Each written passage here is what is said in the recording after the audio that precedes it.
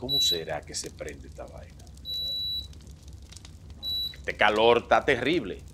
Oye, ustedes, ¿tienen calor? Sol FM tiene la rifa de un aire acondicionado a todos los suscriptores de YouTube. Sigan a Sol y lean la descripción de cómo concursar con esto. Lo que yo aprendo, cómo que se prende esta vaina con un calor del día.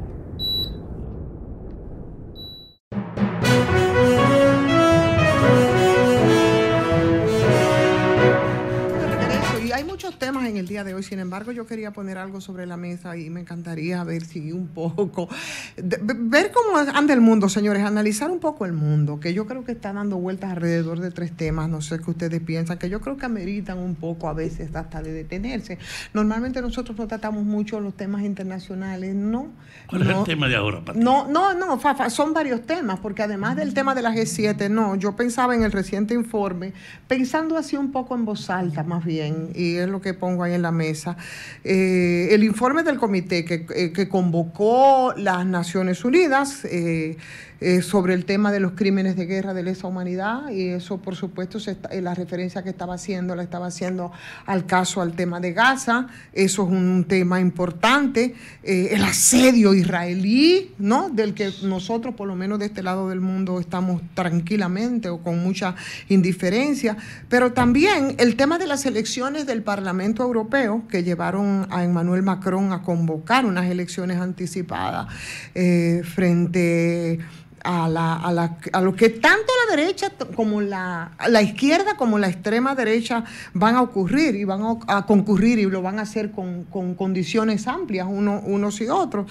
Y lo que está pasando en Argentina, señores, con el gobierno liberal extremista y la victoria pírrica. Libertario, dice. Sí, libertario, ¿no? Pero una victoria pírrica, pero lo fue cuando aprobaron la resistida ley base esa en el Senado, con una ciudad totalmente militarizada, reprimida, con numerosos presos, con una especie, yo digo, de receta o de norma o de línea para aplicar, que es eso va como por retazos en algunos puntos fundamentales, y como que nosotros nos movemos ahí un poco, ¿no?, en todo eso, y la verdad que la conclusión es que no estamos nada bien, y eso que no hemos mirado aquí al lado, con nuestros vecinos, con lo que está ocurriendo y con las expectativas planteadas respecto a la necesidad de que ese país pueda estabilizarse. De ahí incluso tú pudieras agregarle más países a la ecuación, o pudiera hacer el ejercicio al revés. Tú pudieras decir, bueno,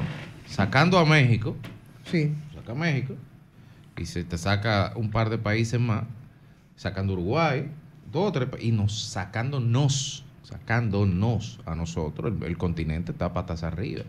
De ahí que uno tiene que un poco, y esto es un llamado al liderazgo político de gobierno y de oposición, a que no perdamos el tiempo en cosas que no son importantes, y no enfoquemos lo importante en crear las bases para garantizar que lo que tenemos sea más justo, más redistributivo, más equitativo.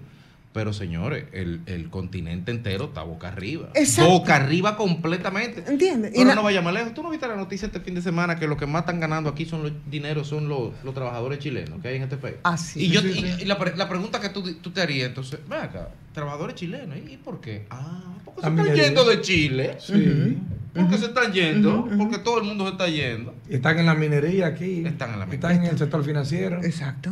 Entonces cuando nosotros vemos eso, y sobre todo en este país, Fafa, donde vivimos presumiendo de que todavía respecto a los demás países del área, nosotros respiramos a algún nivel de estabilidad, claro, a partir de cifras macroeconómicas que nos sirven, porque no queremos mirar también los datos de la realidad, que los datos de la realidad nos dicen que al margen de esas cifras, nosotros tenemos situaciones también que son complicadas, claro, no comparables con la situación de esos países, del mismo Chile, del mismo Argentina, en fin, como que es un poco reflexionar sobre lo que está pasando, mucho más allá de que lo veamos a escala planetaria, porque realmente, y ahí yo creo, Fafa, y le tomo algo que usted siempre lo menciona y que yo estoy convencida de eso, yo siento que es como esa recomposición, es como esas fallas, ¿no?, esos cráteres, ¿no?, que se van como llenando, porque el mundo ciertamente ya no cae todo el poder sobre un solo polo.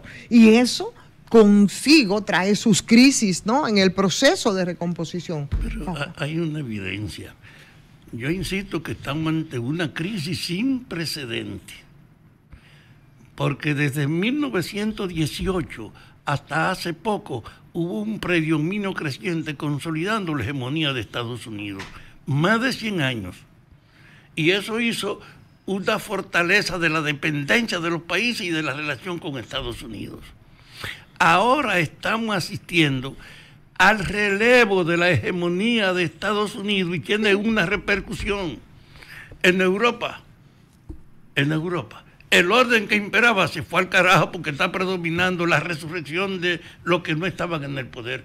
En América Latina también hay ahora una muestra de la decadencia global del orden que existía. Hay una decomposición. La derecha de Europa es paralela al predominio que en América Latina se está dando, a una atomización, a que están rotas las cadenas enlazadas anteriormente. Y frente a ese hecho de lo que ha pasado, entonces está la emergencia de un nuevo polo. 59 naciones anunciaron que iban a integrarse al BRICS. 59. Y ellos anunciaron lo que van a hacer, y que yo lo he repetido muchas veces aquí, van a liquidar el dólar en su área. Y están en una posición, ahora mismo no fueron a hablar del problema de la guerra de Ucrania y Rusia. La gente del BRICS se estuvo y criticó el hecho de que no se convocaran a los dos para hacer una discusión. Entonces, hay un deterioro de los valores que predominaban en la economía mundial. Ahora hay un deterioro, hay un reordenamiento. Y yo insisto, eso no solo pasa de este lado del capitalismo, pasó también con el marxismo, porque la bancarrota de Rusia y el hecho de que China se recuperara dándole fuerza a su apertura a la propiedad y a la inversión. Yo creo que estamos ante una novedad que obliga a nosotros a actuar sin tener el terror del control que teníamos antes en función de los intereses de nuestra mayoría. Por eso yo insisto que en este país hay un momento para la cooperación, no para la confrontación, porque ahora podemos discutir entre todos los cambios que hay que hacer y evitar convertir el debate en un recurso que no lleva a ninguna parte. Yo creo que lo que más vale hoy en el mundo es la democracia. Esa democracia que nunca ha sido perfecta, no fue perfecta para los griegos que la inventaron, mucho menos para los romanos que se podría decir que en algún periodo, ¿verdad, Federico? Usaron la democracia, pero más bien, bueno, una república, pero su imperio como tal tenía siempre una visión global. Con este tema hoy de la izquierda y de la derecha, que es lo que prácticamente ha polarizado el mundo, la derecha ganar, cuando digo la derecha ganar, en este caso Estados Unidos, como país número 1, potencia militar y económica del mundo, ser prácticamente quien escribe la historia luego de la Segunda Guerra Mundial, que comienza con el Plan Marshall hasta el 1959, y luego de la caída del muro de Berlín se transforma, y ya en vez de ser el Plan Marshall de reconstrucción y de dádiva, yo te reconstruyo y mire, yo soy Papá Noel, que te resuelve también luego con el consenso de Washington y con los instrumentos financieros. Pero ¿qué sucede? La polarización que hay en Latinoamérica, o más que la polarización, el descrédito de los partidos políticos acusados que si este es de derecha, que si este es de izquierda, desprestigiando un valor u otro, desprestigiando una tendencia u otra, bajo el esquema de perseguir, de que lo tuyo no sirve porque piensa diferente a mí, entonces ahí se pierde el respeto. Yo creo que a eso le ha costado mucho a nosotros los latinoamericanos. Sí. Lo que vemos hoy es una Latinoamérica que hace unos 10 años se veía con un liderazgo sólido cuando se crea la Alianza del Pacífico, ¿recuerdan? Cuando se crea la Alianza del Pacífico, cuando Brasil entra al BRICS, cuando ese DERECAFTA, muchos países comienzan como a crecer de manera drástica, cuando Perú comienza a hacer alianzas económicas con China, que con todos esos capitales chinos logró crecer, pero de repente como que todo se dañó y todo fue hacia atrás. Pero si tú te fijas, el común denominador es el mismo, Ivonne. Sí. Golpes blandos a la democracia, infección en las democracias, porque muchas veces, o casi siempre, no le favorecía al imperio los gobiernos. Y tú sabes que eso nos lleva a pensar un poco, señores, en las contradicciones fundamentales que hay ahora mismo del capitalismo como tal. Y la primera contradicción, que es muy vieja, por supuesto, y que se ha padecido milenariamente, tiene que ver con el trabajo asalariado y tiene que ver con el tema del capital. Y esa se manifiesta, por supuesto, en algo que nosotros conocemos y conocemos muy bien, que es ese conflicto constante, permanente, entre las ganancias empresariales, entre los salarios de los trabajadores. Porque fíjate, ese sistema que se defiende a capa y espada. Y la segunda contradicción, que eso no era un tema de preocupación hace muchos años, se encuentra entre la acumulación capitalista y el tema de la preservación ambiental. Eso es un tema nuevo, ¿no? Que se incorpora y eso que lo dejó de ser. Claro, hermano, eso que conocemos nosotros ahora como cambio climático. Entonces, yo pienso que esas son contradicciones muy, muy, muy fundamentales y no son teoría, son realidades y son unas realidades palpables que están afectando increíblemente la vida cotidiana y está afectando, y ahí termino. El futuro colectivo, sí, dale. Sí, no, en tu punto. Sí. Tú hablas, por ejemplo, del cambio climático y cómo nos afecta hoy. Pero el tema del cambio climático es que ahora mismo a nadie le interesa. A nadie le importa. Cuando se firman los protocolos que se han firmado referente al tema medioambiental, Estados Unidos no firma. A Rusia no le interesa. Los países grandes. Rusia se beneficia oye, Rusia está loco. Global. Todos los países grandes. Pero Rusia está loco por el deshielo de los polos para poder transitar con su por el Ártico sin problema. Claro. Entonces, cosas como esa, China, de verdad que nos Estados hacen Unidos daño. y Rusia están locos porque el Ártico se derrita y así se van a ahorrar 45 días de viaje por arriba, cruzando de Asia a América, dándole la vuelta por el medio. Pero tú sabes qué significa el deshielo del Ártico. Bueno, que toda esa agua fría del Ártico baje baje aquí a nuestros mares, ¿verdad? Entonces esa agua caliente entre los continentes, cuando le baja esa agua fría, lo que era un tornadito, ahora no es un tornadito que se va a formar ahí. Ahí se va a formar un huracán, un tornado de todo el tamaño. Pero además, Ivonne, el modelo, digamos, lo que se está estructurando en torno a la conciencia ambiental, también el capitalismo está monetizando eso y le está sacando beneficios. Y te agarran y te dicen que la energía fósil es mala y que los carros que en la Unión Europea prohibieron el diésel ya. Y van a prohibir los carros de combustión interna para... ¿Qué es lo que tú quieras, Alejandro? Que está aquí, viniste como en el 2030. Pero sin embargo te dicen vamos a buscar carro eléctrico, pero nadie se plantea cómo se hacen las baterías.